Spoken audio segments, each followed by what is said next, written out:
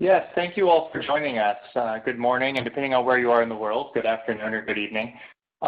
We really appreciate you taking the time at such an unprecedented and difficult time in the hospitality industry. We know that now more than ever, you're dealing with a lot of challenges to solve, and really for the first time in a while, bed bugs may not be the scary exposed that you're facing at the moment. That said, they have not gone anywhere. And so our hope today is that as your occupancy slowly returns, this presentation is going to give you some helpful information, both about how you can effectively respond to COVID-19 as you're reopening, and also on preventing bed bug issues right from the start as your business returns.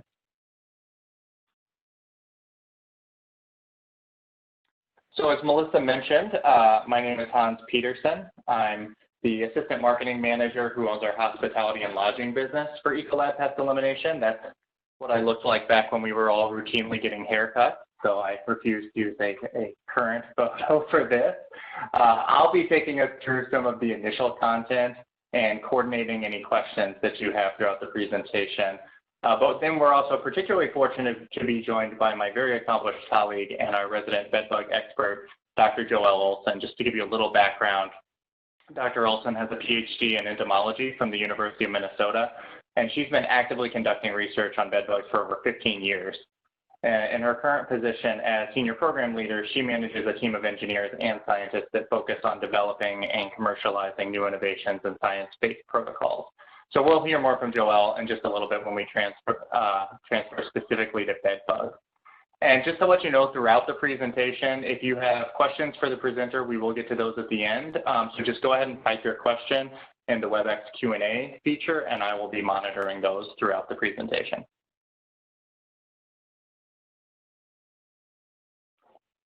Great. So just to give you a little roadmap for where we're going today, it would be impossible to talk about any topic in hospitality right now without putting it in the context of COVID-19 first, because obviously this is an unprecedented challenge. So we're going to start there. Then we'll talk a little bit about the public health significance of bed bugs, how you can mitigate your risk of future incidents and incidents upon reopening. And then we'll talk a little bit about what an effective partnership can look like between hospitality and pest management providers on an ongoing basis to continue to keep your facility safe and to protect your brand, both on a public health perspective and on a bed bug perspective. And then, of course, we'll give you a chance to ask any questions you may have for Dr. Olson. So continue to put those through as we go.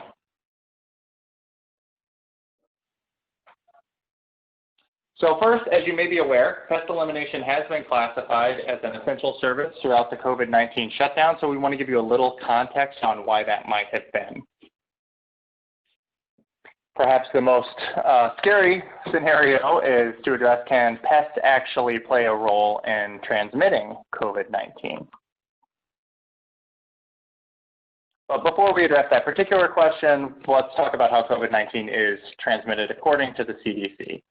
So some of this has become more common knowledge in the past couple months as we've dealt with these challenges, but essentially the primary mode of transmission for COVID-19 is between people who are in close contact with one another, so usually around 6 feet, which is the basis for the social distancing practices. And it's transferred through respiratory droplets produced when an infected person coughs or sneezes. Now, it's also possible that a person can get COVID-19 by touching a surface or an object that has the virus on it, and then potentially touching their own mouth or their nose or maybe their eyes. But this is not thought to be the primary way that the virus spreads. So to take that back to our original question about pests, there may be a remote scenario where a pest could potentially mechanically transfer the virus from one surface to another, but that's highly unlikely, and there's been no confirmed cases or research around that as a threat. So essentially, we're treating the answer to that question as no. They're not a threat to transmit pests. That said, the reason for an essential service is that that does not diminish the negative impact that pests have and have always had on food safety and health. So why we're being essential during this time is really that the pests continue even when COVID-19 and our facilities are shut down, and we play a vital role in maintaining safe and healthy operation. So even in reduced production and closed environments, and sometimes particularly in reduced and closed environments, pest services really keep unwanted guests at bay. This makes it easier for you to reopen and scale up when that time arrives, particularly given that guests are coming back feeling very sensitive about cleanliness and safety and sanity, and as we all know, that pests are a real negative impact on that impression of your brand and your business. So Ecolab Pest Elimination will continue to deliver our products and services that customers need throughout these challenging times, and then as we transition out of them as well. Now, in terms of mitigating risk during closures, now at the moment there's probably not a lot of new closures, and a lot of facilities that may be closed may have already done so, but there's still some things that you can do here. So we're going to talk about mitigating those pest risks. Now, pests don't take a vacation, as we mentioned before, during these downtimes, and in many cases it's quite the opposite. So when you're looking to in on a closed facility, you should be looking for pest activity. Some of the most obvious ones you'll see in hospitality would be rodent droppings or stock that's been potentially damaged or accessed by rodents. You could see live pests such as cockroaches or large flies, especially if the facility's been quiet, and of course dead or live crawling pests on the floor. Now, if any signs of pests are found, you want to call your pest service provider even during closures. And how you shut your facility down plays a big role in the amount of pest risk you experience. So there were some important tasks that you can do, as you see on this slide. A lot of it is really just making sure you're leaving behind a completely clean and safe environment. You want to have food to be properly stored. You don't want any waste or garbage or anything left in the facility. But during that time that things are closed, you can also contact your pest provider, and they may be able to do some increased monitoring on the interior for pest activity when there's fewer people around. And then also they can increase the protection on the exterior. So if you have this clean interior, they can increase protection on the exterior to make sure pests aren't accessing the facility during this period. So again, we want to emphasize, and we'll do this throughout, that you work closely with your pest service provider to make sure you're protected during the closure, because you want to be able to get quickly back up. And it's easier to prevent than it is to respond to an infestation that's been allowed to develop and hasn't been controlled during that time. Now, in terms of reopening your facility, and this is where we hope you're getting closer to now in terms of your steps. So there's a few pest-related steps that you can take. When you reopen the facility, depending on how it was shut down, kind of alluding to the previous slide, there may be some additional tasks that need to be done to make sure the facility is pest-free moving forward. As you can see, the reopening task list is very similar to the closing list. It's really focusing on getting rid of any old stock, making sure that food is completely inaccessible to any pests, and you want to leave behind clean drains. You get to fruit fly or small fly season, you want those drains clean, and you want clean and sanitized floors and surfaces, and certainly be inspecting for any voids where pests could create harborages. But there is one more important additional task, which if you've detected this theme, you may be able to guess what that would be. It is, of course, having your pest service provider stop by before you reopen. This really is critical, though. You want to make sure that on that day one, when you have the most anxious guests coming back, that you've confirmed that there is no problem. We may look biased in that recommendation, but there's a few specific steps they can take that you may not be able to take, particularly because, again, you're dealing with some other very important issues as you reopen facilities and try to earn that customer trust. So obviously we can do a thorough inspection to make sure you get off on the right foot as you resume operations. And that would be, you can make structural or sanitation recommendations that'll put you in a better place to be preventative. Then identifying any pest activity that has occurred or conditions that are inviting that pest activity. And most importantly, eliminating pests to get you started with a pest-free environment. And there's one other thing that we really want to emphasize, and we're emphasizing this with all of our businesses right now, that not only are pests a threat, potentially any person that's coming in is a threat. And we have taken steps from the outset of this crisis to ensure that we're not contributing to that threat. So we've kept safety as our top priority. You want to make sure that your pest management provider is not putting you, your team, or your guests at risk for another public health issue, even as we address the pest-related public health issue. So Ecolab is keeping safety as our priority throughout the time. We most want to protect our associates, our customers, and the communities in general where we operate. So this is the case across all of our global locations where we've restricted travel to only for essential purposes. We're increasing hand hygiene measures and cleaning protocols for our associates and suppliers, and we're ensuring that our associates understand their responsibilities should they become unwell. And this is something we'd encourage you to look out for any of your suppliers or vendors or pest protectors, as we're doing both for our customers and our suppliers. You want to make sure that they're taking steps to make sure that they don't necessarily contribute to the biggest threat you're dealing with now.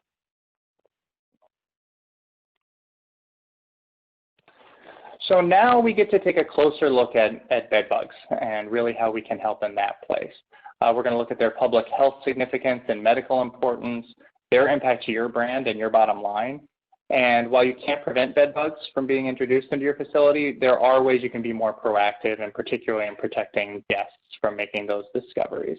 So to handle that at this time, I'm going to hand the presentation over to Dr. Joelle Olson.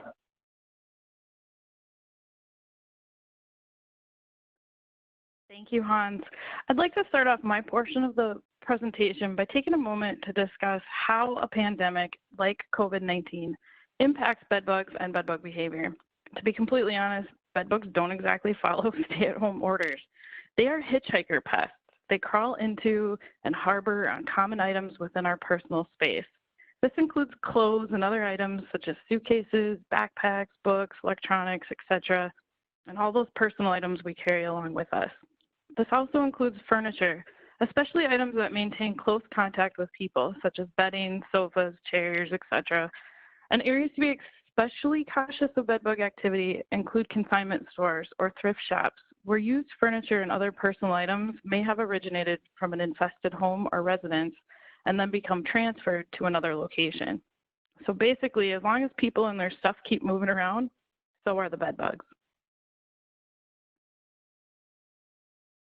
But what happens during a pandemic? Well, the good news is that there's fewer opportunities for new introductions of bed bugs. However, bed bugs already present in the facility will still be there, and they can stay there for a very long period of time because bed bugs are uniquely designed to go extended periods of time between blood meals or feedings, with reports showing that they can go up to 6 to 12 months without feeding, which is phenomenal.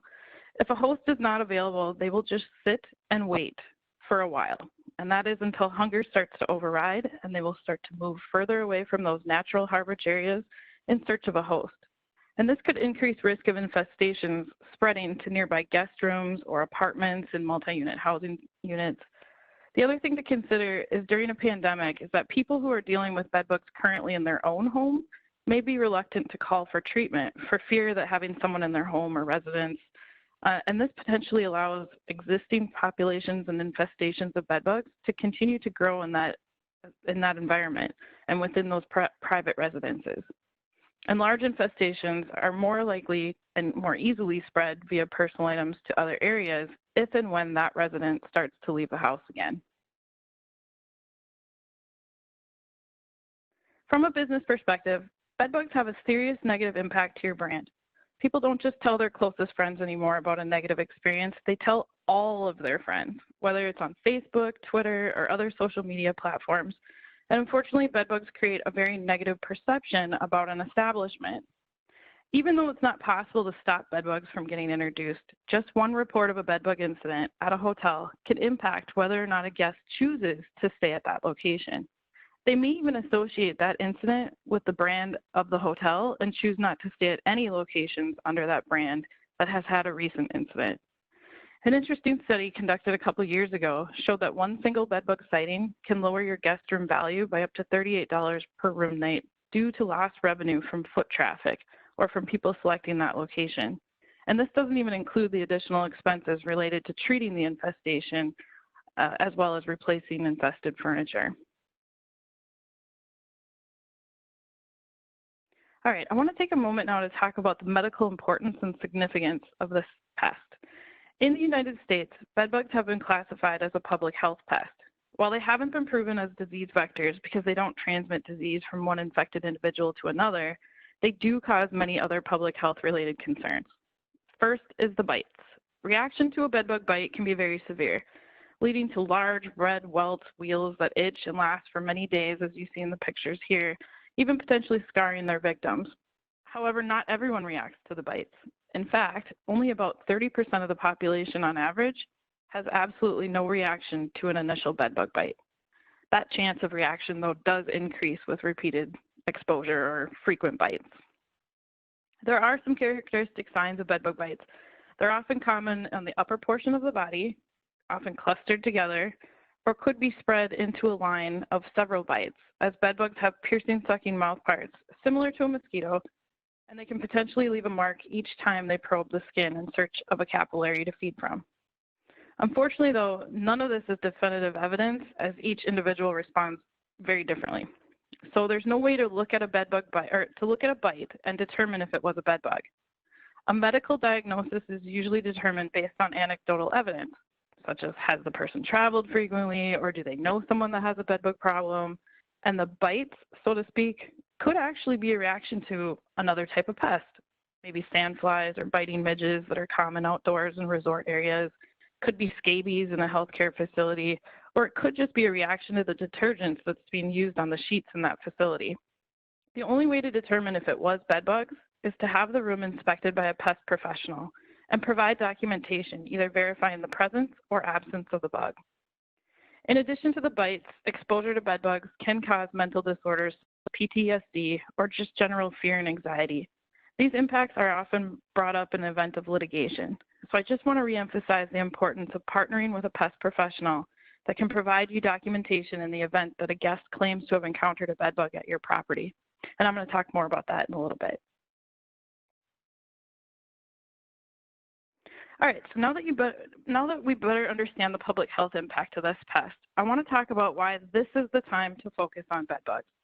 Not only is it Bedbug Awareness Week, which is my favorite week of the year because it's all about educating people about bedbugs, but this is the best time to focus on this pest, as data shows that we often see a spike in activity over the summer months, and that usually starts in June. This is likely a result of increased travel in the summer with more move-in, move-out schedules occurring, especially within healthcare facilities and multi-unit housing. But also just in general, more people are out and about and moving around and potentially moving bedbugs around. So with the potential for an increase in bedbug activity this month, and as the properties around the country are starting to reopen, now is the time to focus on bedbugs, and you're making a great first step by participating in this webinar, as you're going to learn more ways about how to be proactive, how to protect your facility, and how to educate your staff. An online research study conducted between January 2018 and May 2019 by the Advanced Symbolics Incorporation revealed a 9% increase in people reporting bedbugs from just April to May in 2019, and a 21% increase in concerns regarding bedbugs as a potential health threat during that same time period. Bedbug activity continues to increase year over year. I've seen this occur over my 15 years personally of researching bedbugs. And so while it can be frustrating when you are putting effort into being proactive, yet you still have cases of bedbugs increasing every year, it's important to realize that without proactive measures in place, you could end up with a facility-wide infestation, and that can be extremely costly to eliminate. So it's still a better practice to continue being proactive to help prevent the spread of bedbugs from happening within your facility.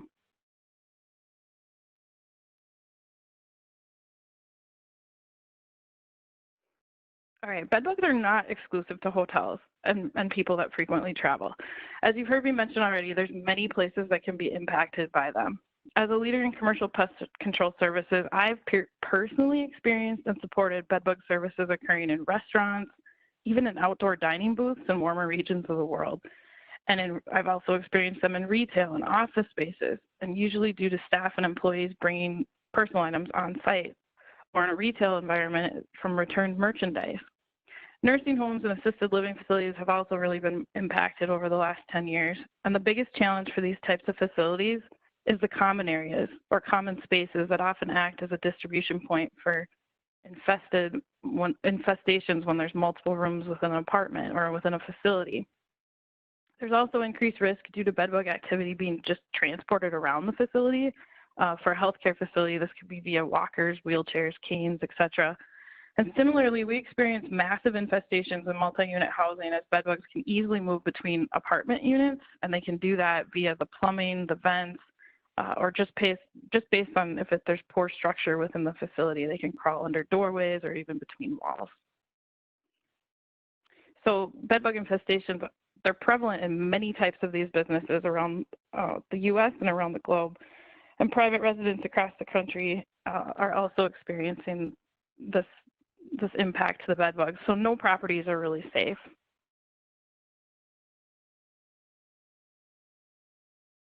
And that is why, as a property manager, your role is critical in ensuring that and minimizing that risk to the property and the brand. The two most important action items for a property manager is to educate your staff and employees and to partner with a pest professional.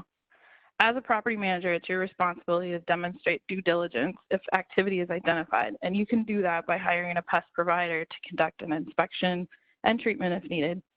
And that pest provider will maintain service records for you for future reference as well. Where property managers are found negligent and liable is when they fail to take action or hire a pest professional. And they put guests in rooms that knowingly have bed bugs, or very worst, if a property manager tries to treat an infestation themselves. This is not good. All right, so let's start with some just basic education. So I want to go over some of the general biology and behaviors so we can all better understand this pest. All right, bedbugs are unique. They have an egg stage, multiple smaller instar stages, about 5 total, and then they molt into their reproductive stages. As you can see in the picture, that these eggs are tiny, single white colored eggs that are slightly glued or adhered to the surface by the female. The first instar then hatches out of the egg in about 7 to 10 days, and each instar requires a blood meal in order to molt into that next stage. So you can see the first instar there, it's very light tan, yellowish in color, but once a blood meal has been consumed, they get darker red to darker red-black in color, depending on how much of that blood meal has been digested. Bedbugs will feed on animals and other hosts, but they prefer human blood. They don't drink water, and they're not associated with poor sanitation like other pests. They only require humans at rest for several minutes in order to consume that blood meal. And the entire life cycle takes about 6 weeks to complete. And they can live about 6 to 12 months. However, if you remember, I mentioned earlier that they can also live for 6 to 12 months without a blood meal, which makes them a very difficult pest to eradicate. Treatment is required, though, to eliminate bedbugs. Just shutting down a room will not make them go away. Once they enter that reproductive stage, females can lay up to 8 eggs a day, making their reproductive potential really quite great once they become established. And a periodic blood meal is required in order for them to continue producing eggs throughout their lifetime.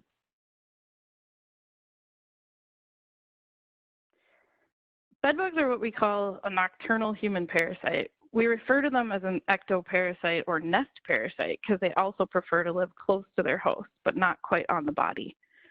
In general, bedbugs prefer rough, textured surfaces to harbor in, as the structures on their legs and feet actually don't allow them to navigate very well on smooth surfaces.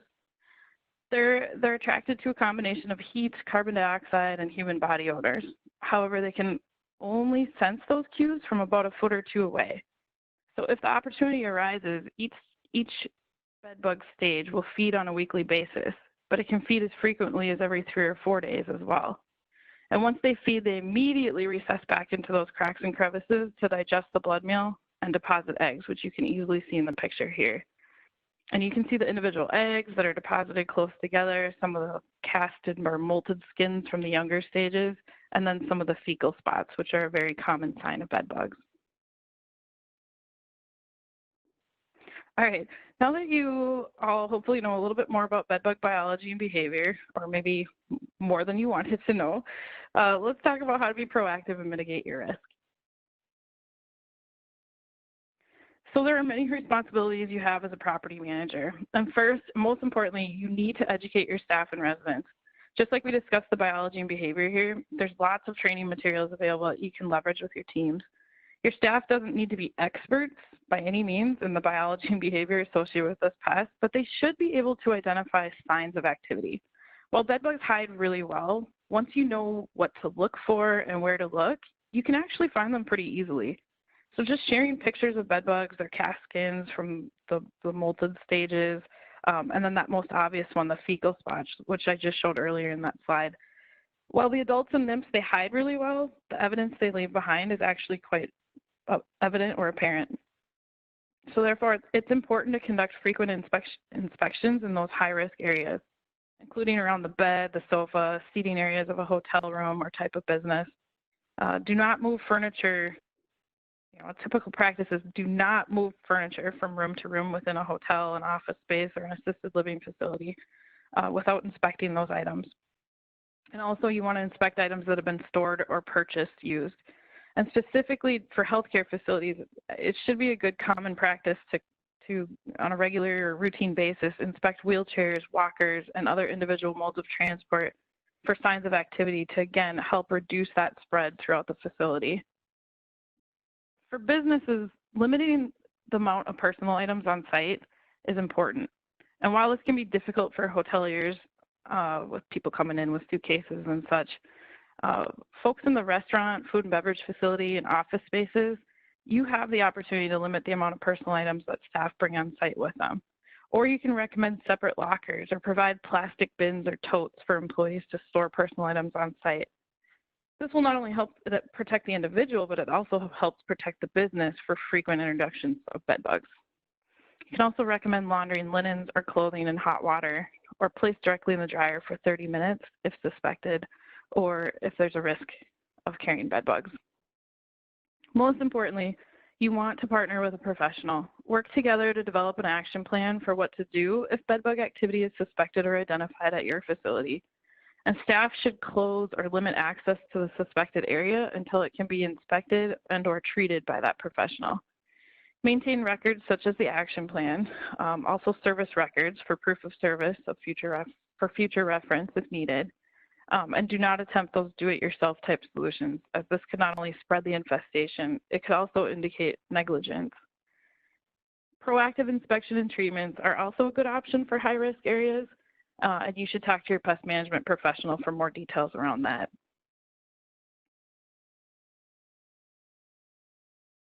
All right, so when choosing a pest management professional, you want to ask the following questions. What is your experience with this pest? Many companies out there offer bedbug service, but they may not have the experience necessary to properly eliminate the infestation. So make sure that pest provider can provide you and your staff with educational materials, training opportunities. You also need a provider that will provide thorough, detailed inspection services, which often includes areas adjacent to the original infestation. As it's really important to determine how far an infestation has spread after that initial inspection, and to provide a circle of protection around that infested area to stop further spread. You also want to select a partner that uses a combination of chemical and non-chemical means of control. I'll get more into details on that in a minute. Finally, it's critical that they perform follow-up inspection and treatment services to ensure elimination of the pest. Those eggs, bedbug eggs, are difficult to treat. And as I mentioned earlier, it takes 7 to 10 days to hatch. So incorporating at least one follow-up service a week or two after the initial treatment is very important. Just basically overall, you want a pest management professional that provides detailed service reports and documentation. With heightened awareness of bed bugs going on right now and potential for litigation, you need a partner that will provide and maintain proper documentation to support you during any potential challenges that could arise. And specific to documentation, you want to ensure that your provider, at minimum, provides the following. Obviously, it should include the name of the provider and date of service, but you also want documentation to be detailed regarding any inspection that was conducted. Specifically, they should note if live bedbug activity was identified, where it was found, such as room numbers or other areas infested. It should also include the products that were applied, as this is required from a regulatory perspective. And finally, it should include any special instructions regarding the property or prep requirements.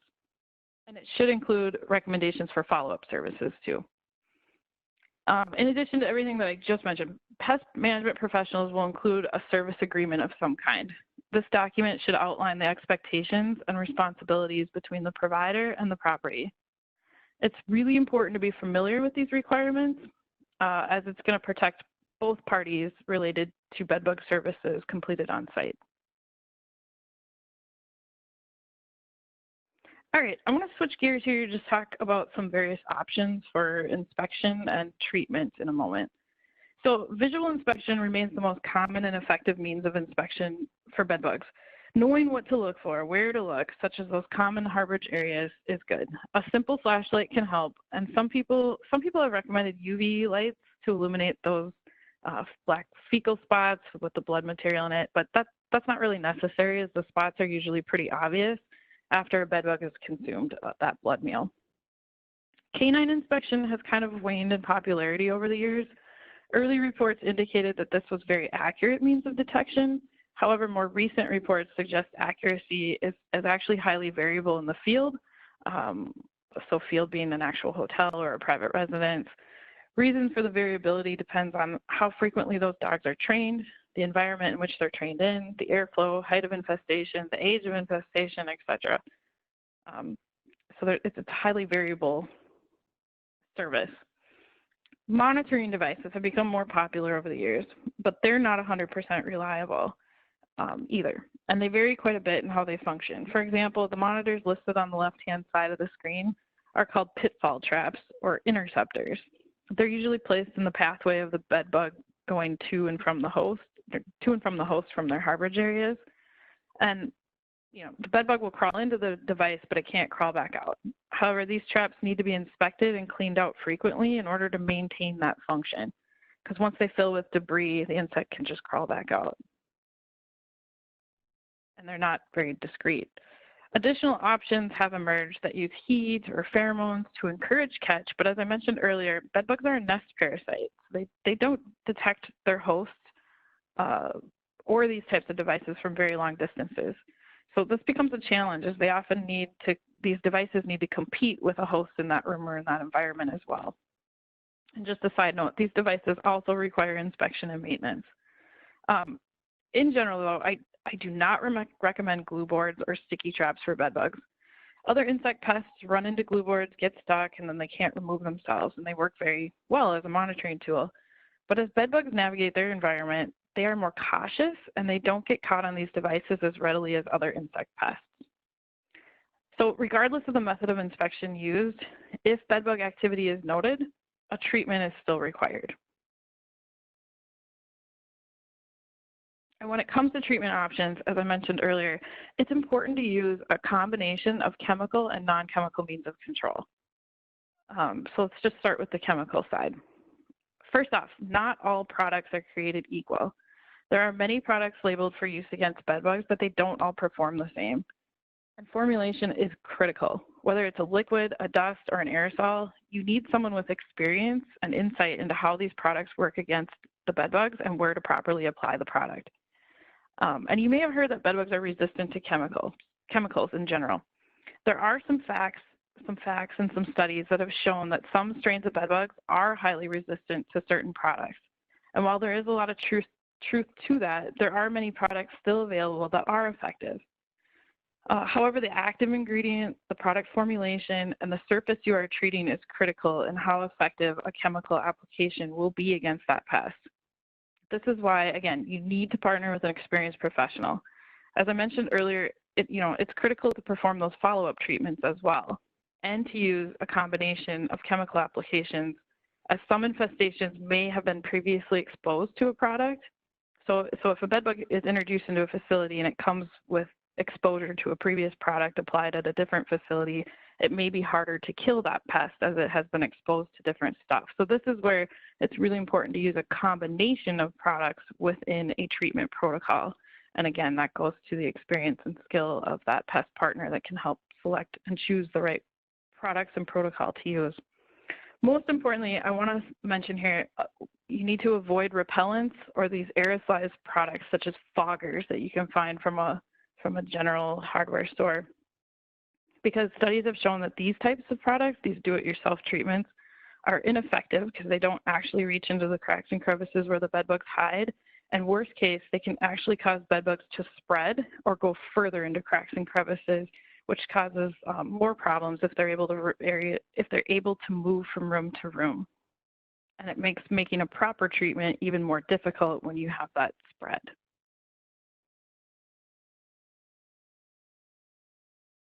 All right, as for non-chemical means, there are a few options. And it should be noted that chemical applications have very limited efficacy. Chemical applications in general, they have very limited efficacy against soft goods, such as mattress, box spring, and upholstered furniture. So this is where those non-chemical options and solutions becomes more critical for that overall treatment offering. Non-chemical solutions could include heat, both structural or enclosed options are available. An enclosed system allows the treated items, so an enclosed system is where it's an enclosed type of material where you put an infested mattress, box spring, or other furniture inside the unit, close it up, and then you're able to heat it up. And if you're able to maintain those lethal temperatures against bed bugs for a predetermined amount of time within the enclosure.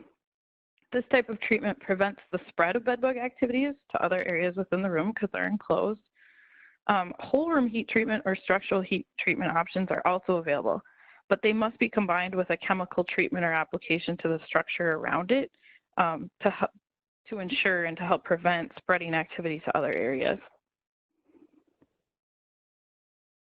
Steam cleaning can also be an option for chairs with a light amount of fabric. It's not recommended for mattresses or box springs, as the lethal zone from a steam unit doesn't or really can't penetrate all the way through thick material that's more than a couple inches thick.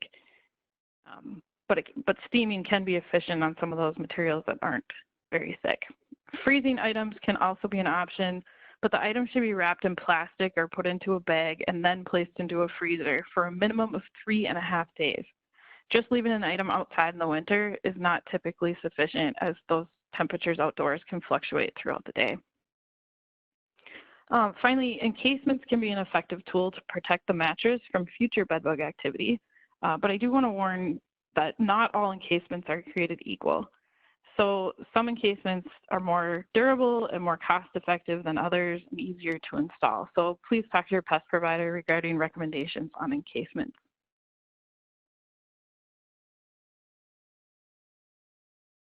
All right, so this is my last slide. It includes a list of additional materials for reference that you can use to educate your staff and employees. The bedbugtoolkit.com is a great site. It includes a wealth of information, including fact sheets, infographics, case studies, white papers, etc.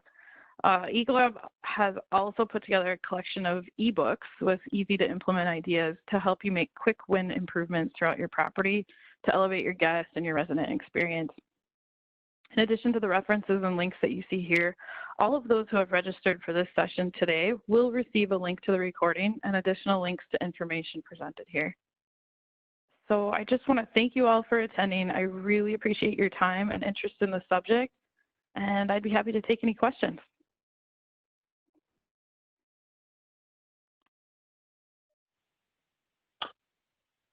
Great, and so I'll chime back in here again.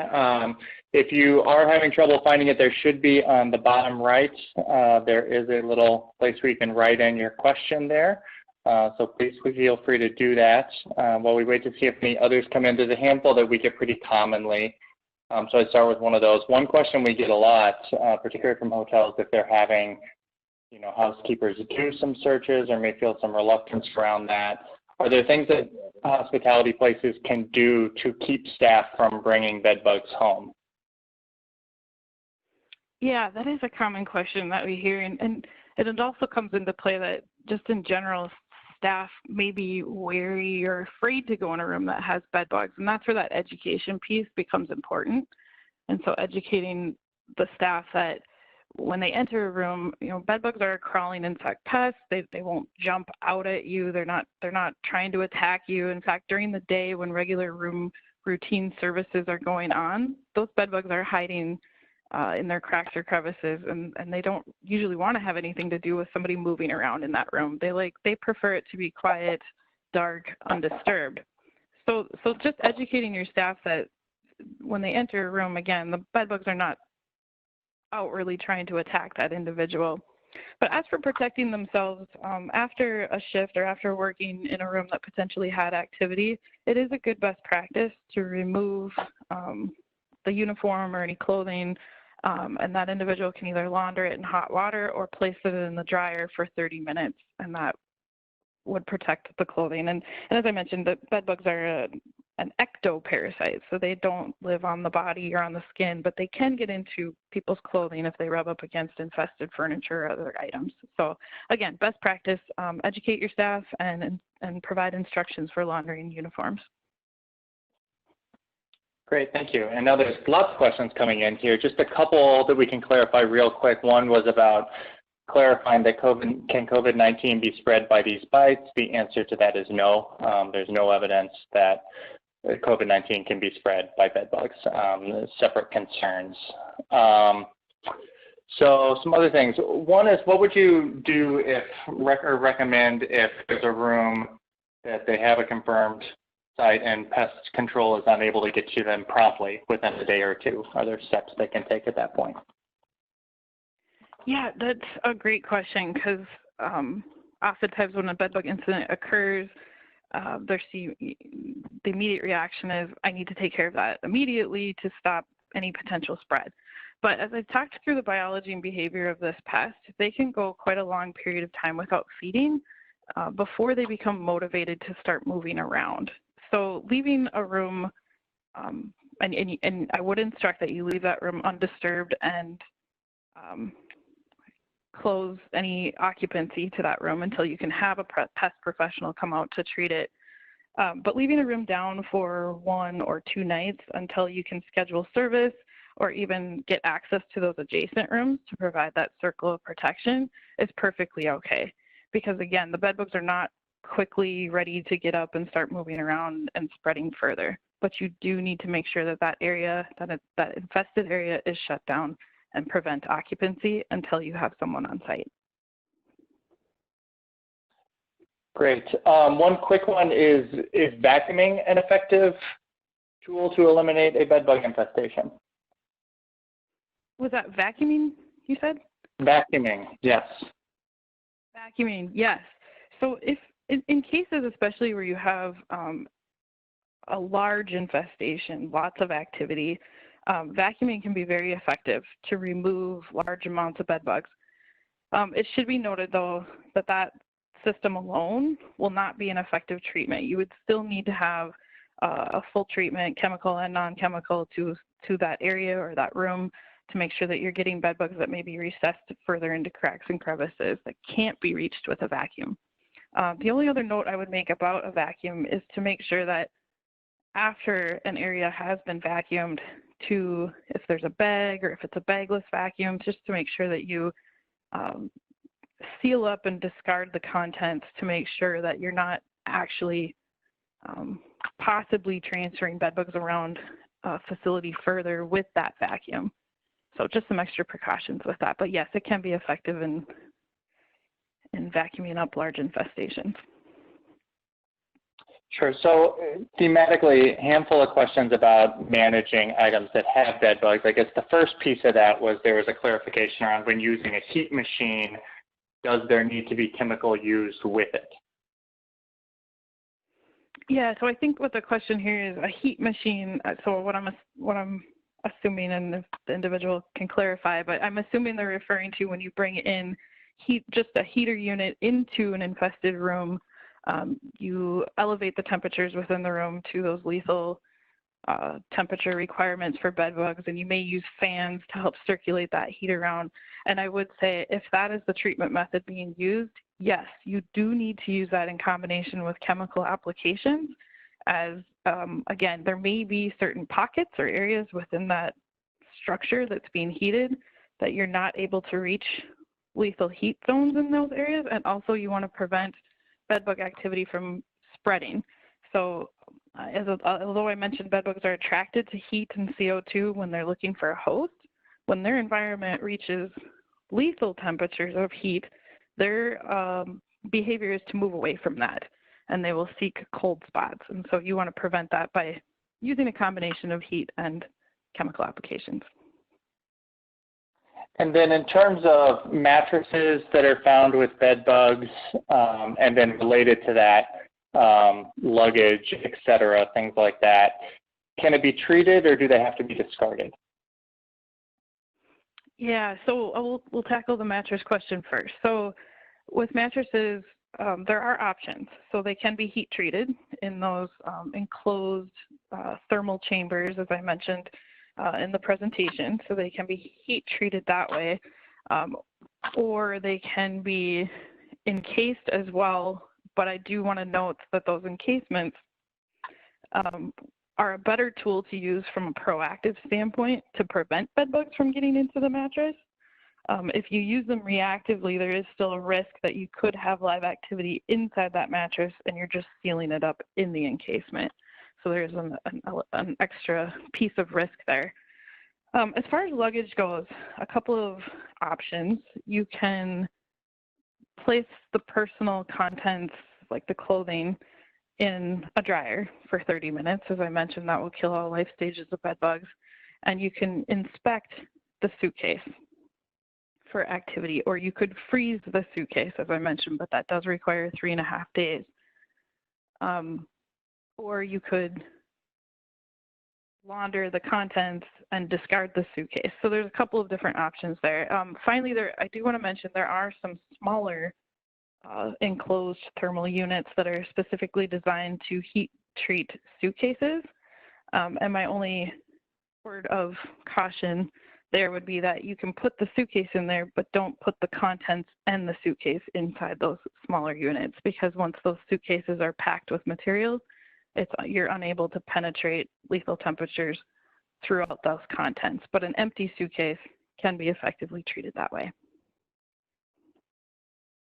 Okay.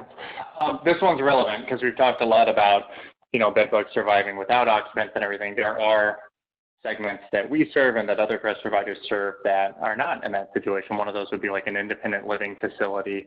So this is a manager at one of those who's asking, when they do these treatments, how long should a tenant be out of the room after a bed bug treatment? Yeah, good question. So I think, and this does vary between types of properties. So in a hotel perspective, so in general, let me say this. In general, with chemical applications, pest management providers are bound by the label, and label usually requires that area remain vacant for several hours or until the product dries. The language is until the product dries, but it usually takes several hours. In a hotel situation, though, it's important that there isn't just a single treatment and then product dries and room is opened up for occupancy. I think it's important to have that follow-up inspection and treatment to ensure that the treatment was effective, there's no risk of bedbug activity before they are able to rent a room out again. Now that's different when you're talking about an assisted living or independent living facility where you have a resident or tenant that knows and is aware of the bedbug situation in their residence. And in those cases, they are really only bound by the label, which is you have to remain out of the room until the product dries. Great. One question follow-up, a follow-up about the treating items. Is it effective to spray chemical on an infested suitcase and put it under the sun? That sounds clever, but I will warn and hesitate against that. Chemicals you have to read the label. You have to know where you can and can't apply. And so many of them are limited to crack and crevice application. And many of them do not suggest applying to clothing, linens, or items that may come in prolonged contact with human skin. So, and that's where I would shy away from using any chemical applications in a suitcase, and I would recommend more around heat, cold, steam, or some of those other non-chemical means of control. That makes sense. Any monitoring devices that you're aware of that are approved for Quebec in Canada? Yes, there are several monitoring devices that are out there, and as I mentioned in my presentation, they're not 100% accurate. They require maintenance. They perform in different ways. But in some cases, they can be a good tool as a leave behind to help verify whether an infestation still exists, or just for peace of mind that something is there monitoring the presence of activity. And yes, there are some available in Canada as well. So I would recommend contacting your pest provider for more information. Great. Just a couple more maybe that we get commonly. So if a customer's been asked to prep facility prior to bed bug treatment, so their pest service provider said they need to prep it. Some of the steps to prepare the room seem a little bit extreme, especially when labor is limited and staffing is down. How necessary is preparation? Yeah, good question. So, and prep will vary depending on the severity of the infestation as well as the location at which the event is occurring. So, for example, when you dealing with a hotel room versus a private residence or an assisted living facility is very different because of the sheer volume of personal items that are present. And when you have personal items present, there will be some additional steps regarding prep. But it shouldn't be an daunting task. It's more about just providing access to those critical areas that your pest provider needs to get to in order to make a thorough application. And there may be some additional steps required on the property manager or owner or family or tenants or residents that are in those facilities to help take care of those personal items, whether it's laundering, clearing up clutter, placing items, again, out of sight of those areas that need to get access to by that pest provider. So it's important to work with your pest provider on what those recommendations are. And if you have questions about what they're asking or why they're recommending certain steps, that's important to ask, because again, those prep instructions can vary from provider to provider. Great. Let me make sure there's no, how often should we inspect a room for bed bugs? How frequently should that be done? Well, I think it comes down to the type of property and the level of risk they are dealing with. So if you have a property that's had severe infestations, multi-units have been infested, continue to be infested, I think when the risk is higher, the frequency of inspection should be more to help prevent that from happening. But in general, for a facility that doesn't deal with infestations as frequently, I think it should be more common for healthcare facilities to implement a quarterly or biannually thorough inspection of their entire property just to assess what the situation is.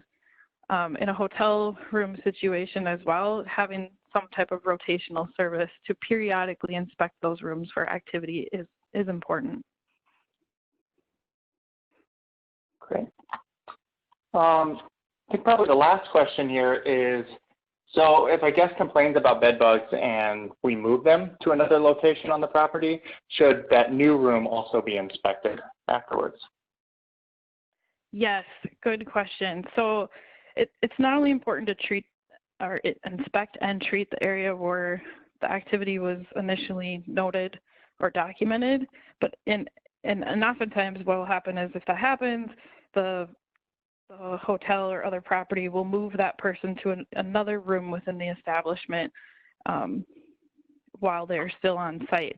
And that's perfectly acceptable, but you should make sure that you talk to the pest management provider and let them know that this person was moved to this other room. So at very minimum, an inspection can occur after that guest eventually leaves, just to ensure that we don't have any activity that transferred from one room to another. Terrific. Any other questions from the group here? Well, one I missed here. I don't know if this is direct to bed bugs, but we'll see if you know anything about this. Well, the last few minutes you get into the really testing the limits of that doctoral knowledge. So any recommendations for bugs or worms that might come out from the water or are found in sinks or showers? Well, I think it depends on the type or what it is, right? So this is where, you know, your pest provider should have that level of expertise to be able to take a look at whether it's a physical sample or even a picture to be able to identify what that pest is, because that's the first step, identifying what the pest is and then eradicating it based on what we know about the biology and behavior of that particular pest. So without actually seeing a specimen, it's hard for me to make a specific recommendation, but again, this is where that partnership is critical, and your provider should be able to help you through that one. I think that's fair, and potentially a topic for future webinars. Shower worms and things along those natures. Great, thank you all so much. Yes, we would like to thank everybody for attending today's Ecolab Pest Elimination Public Health webinar. As a reminder, those individuals who have attended will receive a recording in a few days of today's presentation, and you also can always visit us online at ecolab.com/bedbugs, our bedbug page, to view a live recording online. So thank you for your time today and have a wonderful day.